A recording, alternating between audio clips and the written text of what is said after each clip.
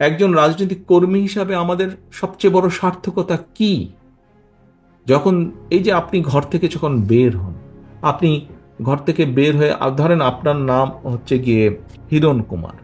এই হিরণ কুমার কি আপনি একা শুধু? হিরণ কুমার কি আরো শত শত হাজার হাজার হিরণ কুমার নাই?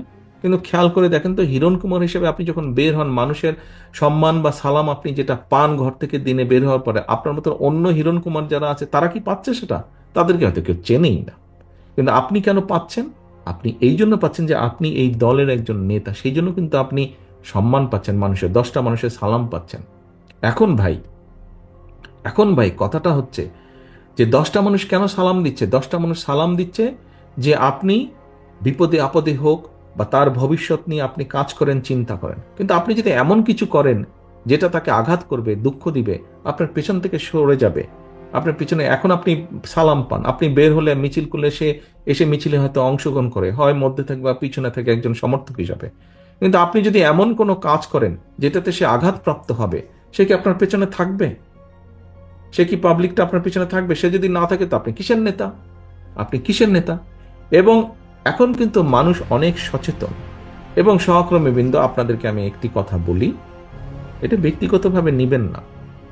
কথাটি হচ্ছে, দেখুন, আহ, মানুষ আমাদের উপর আস্থা রাখতে চাইছে, আমাদের উপরে অর্থাৎ বাংলাদেশ জাতীয়তাবাদের উপরে। মানুষ অর্থাৎ দলমত নির্বিশেষে সাধারণ মানুষ যারা ভোটার এই দেশের, তারা বিএনপির উপরে আস্থা রাখতে চাইছে। এই আস্থা যদি নষ্ট করার জন্য কেউ কোনো কাজ করে, এমন কোনো কাজ করে যেটাতে আস্থা নষ্ট হবে, তাহলে ভাই তাকে তো আমাদের পক্ষে, আমার পক্ষে টানা সম্ভব না, টানবো না আমি তাকে, তাকে শেল্টার আমি দেব না।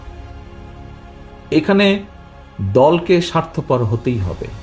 কোনো ব্যক্তির কারণে, কোনো নেতার কারণে, কোনো কর্মীর কারণে যদি মানুষের আস্থা নষ্ট হয়, তাকে আমরা ওন করতে পারবো না। বিকজ আমরা বহু ঝড় ঝঞ্ঝার ভিতর দিয়ে আজ এখানে এসে দাঁড়িয়েছি, বহু অত্যাচার নির্যাতনের ভেতর দিয়ে এখানে এসে দাঁড়িয়েছি আজকে আমরা।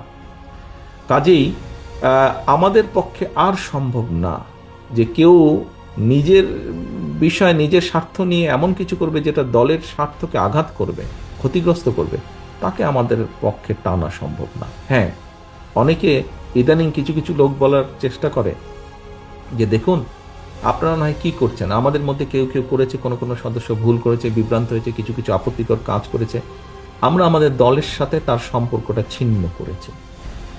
এতে কি হবে কেউ কেউ বলে, এতে কি হবে সেটা হচ্ছে পরের ব্যাপার।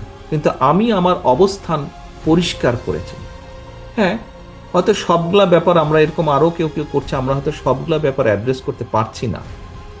যতটুকু আমরা জানছি আমরা সাথে সাথে ব্যবস্থা গ্রহণ করছি, যখন যেটা জানবো ব্যবস্থা গ্রহণ করছি, আমাদের অবস্থান পরিষ্কার করছি।